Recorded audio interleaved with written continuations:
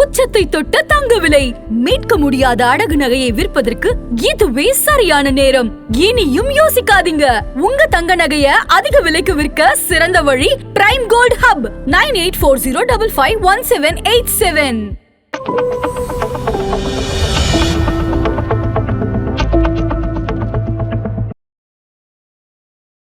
2 இயர்ஸாக பார்த்தோம் அப்படின்னா செப்டம்பர் 2024 ஈக்விட்டி மார்க்கெட்டில் ஒரு டவுன் ஒன்று உண்டு. ஸோ அதுக்கப்புறம் கிட்டத்தட்ட ஒரு 1.5-2 வருஷமாக கோல்டோட ரேட்டு அபரிவிதமான வளர்ச்சி.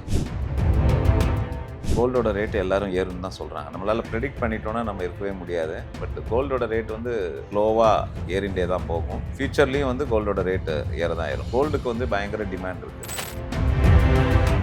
நிறைய பேர் நினச்சிக்கிறாங்க இடிஎஃப்ல பர்ச்சேஸ் பண்ணுறதுங்கிறது ஜஸ்ட் ஒரு பேப்பரில் தான் இருக்குது அப்படின்னு சொல்லிட்டு. அப்படி கிடையாது. அன்றைக்கி என்ன கோல்டு ரேட் இருக்கோ அந்த ரேட்டில் வாங்கி உங்களுக்கு ஸ்டோர் பண்ணுறாங்க, அதுக்கு ஏற்ற அளவுக்கு விற்கிறாங்க. இதை தவிர இன்னொன்று பார்க்கணும் அப்படின்னா எல்லா குளோபல் கண்ட்ரீஸும் வந்து கோல்டை வாங்கிக்கிட்டே இருக்காங்க. For example China they started consuming. நார்மலாக வாங்குறதோட இன்னொரு 5% அதிகமாக வாங்குறாங்க. சைனீஸ் பீப்புள் வந்து பப்ளிக் வந்து they started accumulating gold. So இந்த ஓவரால் ரீசன்னால தான் கோல்டோட ரேட் அதிகமாக இருக்குது. இப்போ கோல்டு 2 வருஷத்தில் ஏறின மாதிரி ஈக்விட்டி மார்க்கெட்டும் 2 வருஷத்தில் இதே மாதிரி 50% 60% கிடைக்கும்னு நினச்சிட்டு வந்தீங்கன்னா கண்டிப்பாக அந்த பாசிபிலிட்டிஸ்லாம் கிடைக்காது. மார்க்கெட் வந்து உங்களுக்கு ஃபேவரபுளாகவே இல்லை. நடுவில் ஏறிச்சு இறங்குச்சு. ஈவன் எஸ்ஐபியில் 1 இயர்ஸ் போட்டிருந்தவங்க கூட இன்னைக்கு நெகட்டிவ்ல தான் இருக்காங்க.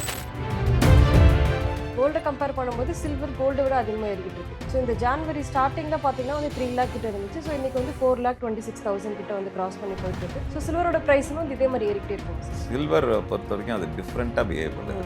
இன்னைக்கு நேற்றுக்கு இல்லை, சில்வரோட ஹிஸ்ட்ரியிலேயே பார்த்தோம்னா சில்வர் வந்து ஹைலி வாலடைல். கோல்டாவது கொஞ்சம் ஸ்டேபிளாக இருக்கும். Silver is highly volatile.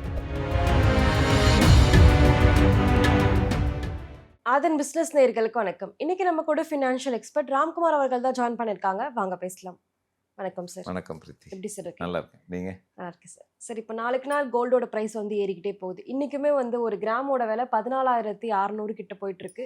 So இப்படியே தொடர்ந்து கோல்டு விலை போயிட்டே இருக்குமா சார்? கோல்டு வந்து நம்ம யாருமே எதிர்பார்க்காத மாதிரி கிட்டத்தட்ட கடந்த ஒரு 2 இயர்ஸாக பார்த்தோம் அப்படின்னா செப்டம்பர் 2024 ஈக்விட்டி மார்க்கெட்டில் ஒரு டவுன் ஒன்று வந்தது. ஸோ அதுக்கப்புறம் கிட்டத்தட்ட ஒரு 1.5-2 வருஷமாக வந்து கோல்டோட ரேட்டு அபரிவிதமான வளர்ச்சி. செப்டம்பர் 2024 போது லாஸ்ட் 5 இயர்ஸ் கோல்டோட ரிட்டர்ன் என்ன அப்படின்னு பார்த்தீங்கன்னா 10%ன்னு காமிச்சிருக்கோம்.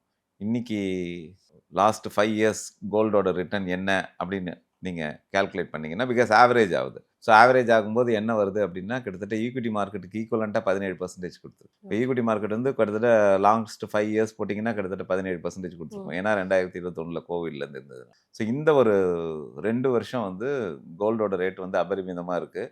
கோல்டோட ரேட்டு எல்லாரும் ஏறுன்னு தான் சொல்கிறாங்க. நம்மளால் ப்ரெடிக்ட் பண்ணிட்டோன்னா நம்ம இருக்கவே முடியாது. பட் கோல்டோட ரேட் வந்து ஸ்லோவாக ஏறிண்டே தான் போகும். ஃபியூச்சர்லேயும் வந்து கோல்டோட ரேட்டு ஏற தான் ஏறும். கோல்டுக்கு வந்து பயங்கர டிமாண்ட் இருக்குது. நார்மலாகவே கோல்டுன்னு பார்த்தோம்னா இந்த கன்சம்ஷன் வந்து அதிகமாக பார்த்தோம் அப்படின்னா ஓவராலாக வேர்ல்டு வைட் பார்த்தோம்னா இந்தியா தான் ஹையஸ்ட்டு கன்சம்ஷன் கோல்டில்.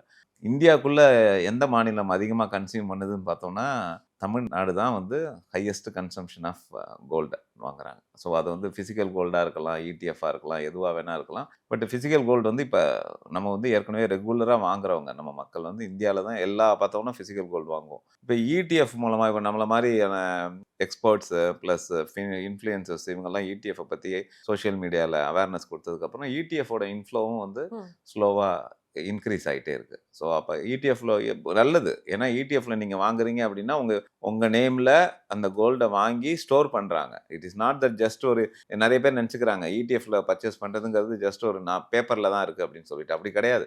அன்றைக்கி என்ன கோல்டு ரேட் இருக்கோ அந்த ரேட்டில் வாங்கி உங்களுக்கு ஸ்டோர் பண்ணுறாங்க, அதுக்கு ஏற்ற அளவுக்கு விற்கிறாங்க. ஸோ அப்போ டிமாண்ட் அதிகமாக அப்போ ரேட் வந்து ஏறிண்டே போகுது. அதுக்கேற்ற சப்ளை இல்லை அப்படின்னா உங்களுக்கு ரேட் ஏறிண்டே இருக்குது. இதை தவிர இன்னொன்று பார்க்கணும் அப்படின்னா எல்லா குளோபல் கண்ட்ரீஸும் வந்து கோல்டை வாங்கிக்கிட்டே இருக்காங்க. For example China they started consuming. நார்மலாக வாங்குறதோட இன்னொரு 5% அதிகமாக வாங்குறாங்க.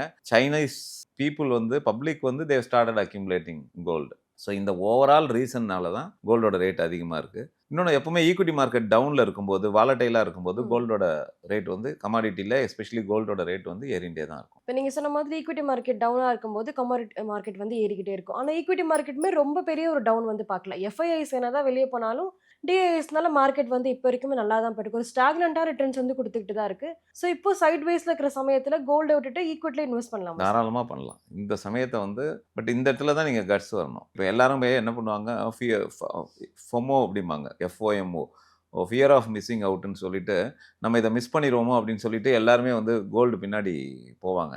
பட் நான் கோல்டு பின்னாடி போங்கன்னு சொல்றேன். போனீங்கன்னா ஒரு சிஸ்டமேட்டிக்கா போங்க. உங்க அலோகேஷன்ல ஒரு 10% வச்சுக்கோங்க ஓவரால் போர்ட்ஃபோலியோல. ஏற்கனவே நீங்க போட்டுட்டு இருந்தீங்க அப்படின்னா, இப்ப போய் திருப்பி போய் லம்சமா வாங்காதீங்க. அத வந்து கன்டின்யூ பண்ணுங்க எஸ்ஐபில. ஓகே. இது கன்டின்யூ பண்ணுங்க. பட் ஈக்விட்டி மார்க்கெட்ல தாராளமா இன்வெஸ்ட் பண்ணுங்க. ஈக்விட்டி மார்க்கெட் வேல்யூவேஷன் பார்த்தோம் அப்படின்னா, ரொம்ப ஃபேவரபிளா இருக்கு. மார்க்கெட் வந்து 25,000 பாயிண்ட்ல போயிட்டு போயிட்டு வருது. 26,000 டச். நிஃப்டி ம். வந்து 26,000 டாப் பண்ணிட்டு போய் திருப்பி திருப்பி again it was trading at 25,000. But there is a huge opportunity in ஃபியூச்சர்ல. குரோத் பொட்டன்ஷியல் வந்து ரொம்ப அதிகமா இருக்கு. ஸோ இந்த டயத்தை நம்ம மிஸ் பண்ணிடக்கூடாது. எல்லாரும் என்ன பண்ணுவாங்க, இதோட இன்னும் கொஞ்சம் கம்மியாகும், இதோட இன்னும் கொஞ்சம் கம்மியாகும் அப்படின்னு. நான் என்ன சொல்றேன்னா, ஸ்டாகர்டா இன்வெஸ்ட் பண்ணுங்க. போய் லம்சமா இன்வெஸ்ட் பண்ணாதீங்க. ஒரு ஒரு 6 மந்த்ஸ் பீரியட்ல ஸ்டாகர்டா இன்வெஸ்ட் பண்ணுங்க. ஒரு ஒரு லிக்விட் ஃபண்ட்ல போட்டுட்டு அதை எஸ்டிபியா கன்வெர்ட் பண்ணுங்க. வீக்லி எஸ்டிபியா கன்வெர்ட் பண்ணுங்க. இல்ல அப்படின்னா ஒரு ஒரு உங்களோட அக்கவுண்ட்லேருந்தே ஒரு வாரமோ இல்ல ஒரு 15 நாளைக்கு ஒரு தடவை ஈக்விட்டி மார்க்கெட்ல என்ட்ரி பண்ணுங்க. ஏதாவது ஒரு ஃபண்ட செலக்ட் பண்ணிட்டு மியூச்சுவல் ஃபண்ட்ஸா இருந்ததுன்னா. ஸோ அந்த மாதிரி ஸ்டாகர்டா இன்வெஸ்ட் பண்ணுங்க. ஸோ தேர்வே ஆனா ஒரு 3 to 6 மந்த்ஸ்க்குள்ள உங்களோட இன்வெஸ்ட்மெண்ட் ஹரிசான் முடிஞ்சிடணும். ஏன்னா இப்போ அடுத்து வர பேராமீட்டர் பார்த்தீங்கன்னா Q4 ரிசல்ட் வரும். அதுக்கப்புறமா ஆனுவல் ரிசல்ட்ஸ் ம். வந்துரும். So budget is going to come. So என்ன இம்ப்ளிகேஷன்ஸ் இருக்குங்கிறது தெரியாது. நிறைய பாசிட்டிவ் சிக்னல் வந்து ட்ரம்ப் சைட்லேருந்தே வந்திருக்கு.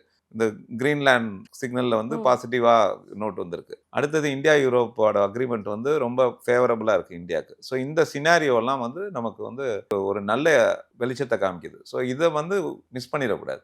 ஸோ அதனால ஈக்விட்டி மார்க்கெட்ல இன்வெஸ்ட் பண்ணுங்க இந்த சமயத்தில். Let it be a small cap, mid cap, large cap உங்களோட இன்வெஸ்ட்மெண்ட் அட்வைசரோட உட்காந்து கலந்து பண்ணுங்க. பட் லாங் டேர்ம்க்கு, not for a short term. திருப்பி சொல்றோம், இப்போ கோல்டு 2 வருஷத்துல ஏறின மாதிரி ஈக்விட்டி மார்க்கெட்டும் 2 வருஷத்துல இதே மாதிரி 50% 60% கிடைக்கும்னு நினைச்சிட்டு வந்தீங்கன்னா கண்டிப்பா அந்த பாசிபிலிட்டிஸ்லாம் கிடைக்காது. நீங்க லாங்கர் ஹரிசான்ல வச்சுக்கோங்க. கிட்டத்தட்ட ஒரு 7 இயர்ஸ் 10 இயர்ஸ் அப்படி வச்சுக்கோங்க. அதே மாதிரி உங்க எக்ஸ்பெக்டேஷனையும் நம்ம கம்மி பண்ணிக்கணும். You should not have that 20% 30%. பேங்க்ல 6.25% கிடைக்கும் போது உங்களுக்கு 13% கிடைச்சாலே உங்களுக்கு ரொம்ப சந்தோஷம். ஸோ தாராளமா நீங்க உங்களோட எக்ஸ்பெக்டேஷனை 13%லேருந்து 15% வச்சுக்கோங்க. டெஃபினட்டா you will achieve the same return in a longer horizon. ஒரு 7 வருஷத்துலேருந்து 10 வருஷம். இப்போ லாஸ்ட் 1 இயர் கோல்டு ரிட்டர்ன்ஸை பார்த்துட்டு இன்னுமே வந்து கோல்டு அதிக ரிட்டர்ன்ஸ் கொடுக்கும். அதுக்கேற்ற மாதிரி விலையும் வந்து ஏறிக்கிட்டே தான் போகுது. நிறைய பேர் இப்போ வந்து கோல்டு விலை அதிகமாக இருக்கும்போது வாங்குறாங்க.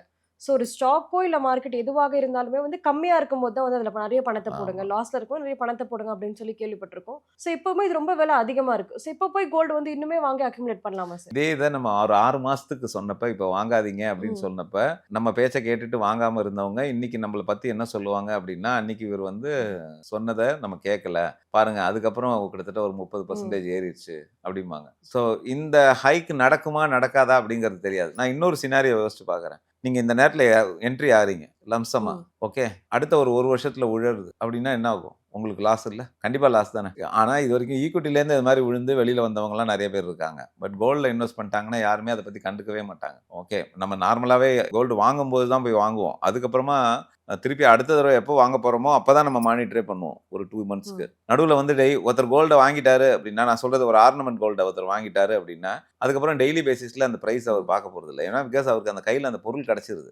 ஸோ அந்த பொருளை வந்து அவங்க யூஸ் பண்ணிக்கிறாங்க. ஸோ அதுக்கப்புறம் அந்த ரேட்டை பத்தி பார்க்கறதே கிடையாது. ஏறும்போது என்ன பண்ணுவாங்க அப்படின்னா, ஒரு தடவை வாங்கிட்டாங்க அப்படின்னா, அடுத்த தடவை வாங்கும்போது ஏறும்போது கையில பணம் இல்லை அப்படின்னா, அப்பவே வாங்கியிருக்கலாமே அப்படிங்கிற ஒரு ஹியூமன் மென்டாலிட்டி இது. பெருசு அப்படியே வைஸ் வர்சாவா ஒர்க் அவுட் ஆகும் ஈக்விட்டியில். ஏன்னா உங்களுக்கு பேப்பர், நம்பர், மெசேஜ் ஓப்பன் பண்ணீங்கன்னா உங்களுக்கு ரெட்டில் காமிச்சோம் நெகட்டிவ்னு சொல்லிட்டு. ஸோ அப்போ என்ன பண்ணுவோம், we will get a calls. Sir பயங்கர ட்ராப்ல இருக்கு. ஏன்னா இந்த ஒரு வருஷத்துல ஈக்விட்டியில் போட்டவங்களுக்குலாம் இன்னைக்கு போர்ட்ஃபோலியோவே ரெட்ல தான் இருக்கு. மார்க்கெட் வந்து உங்களுக்கு ஃபேவரபிளாவே இல்லை. நடுவில் ஏறிச்சு இறங்குச்சு. ஈவன் எஸ்ஐபியில் 1 இயர்ஸ் போட்டிருந்தவங்க கூட இன்னைக்கு நெகட்டிவ்ல தான் இருக்காங்க. Irrespective of small cap, mid cap, large cap வேணா கொஞ்சம் ஈக்குவலா இருக்கலாமே தவிர, பட் ஸ்மால் அண்ட் மிட் வந்து ரொம்ப நெகட்டிவ்ல இருக்கு. அதனால இப்போ நீங்க ஏறுங்க வாங்குங்கன்னு நம்ம சொல்ல முடியாது, வேண்டாம்னு சொல்ல முடியாது. எல்லாரும் சொல்ற அதே தான். 15% உங்களோட போர்ட்ஃபோலியோல கோல்டு அலோகேஷன் ஏற்கனவே இருக்கா? இருந்ததுன்னா விட்டுருங்க. இல்ல அப்படின்னா உங்களுக்கு கொஞ்சம் நம்பிக்கை இருக்குன்னா குறையும் போது வாங்குங்க. இல்ல நான் இப்போ வாங்கி வச்சிடுறேன் அப்புறமா நெகட்டிவ்ல போச்சு அப்படின்னா அதுக்கு நீங்க தான் ரெஸ்பான்ஸ். கோல்ட கம்பேர் பண்ணும்போது சில்வர் கோல்ட விட அதிகமா ஏறிக்கிட்டு இருக்கு. ஸோ இந்த ஜான்வரி ஸ்டார்டிங்ல பார்த்தீங்கன்னா வந்து 3 லேக் கிட்ட இருந்துச்சு. ஸோ இன்னைக்கு வந்து 4,26,000 கிட்ட வந்து கிராஸ் பண்ணி போயிட்டு இருக்கு. ஸோ சில்வரோட பிரைஸும் வந்து இதே மாதிரி ஏறிக்கிட்டே இருக்குமா சார்? சில்வர் பொறுத்த வரைக்கும் அது டிஃப்ரெண்ட்டாக பிஹேவ் பண்ணுது. இன்னைக்கு நேத்துக்கு இல்ல. சில்வரோட ஹிஸ்டரியிலேயே பார்த்தோம்னா சில்வர் வந்து ஹைலி வாலடைல். கோல்டாவது கொஞ்சம் ஸ்டேபிளா இருக்கும். Silver is highly volatile. இப்ப சில்வரோட யூசேஜ் ஏன் அதிகமா வருது அப்படின்னு எல்லாரும் ப்ரெடிக்ட் பண்றாங்க அப்படின்னா, சில்வரோட யூசேஜ் வந்து இண்டஸ்ட்ரீஸ்ல அதிகமா இருக்கு. எலக்ட்ரிக் வெஹிக்கிள்ல யூஸ் பண்றாங்க.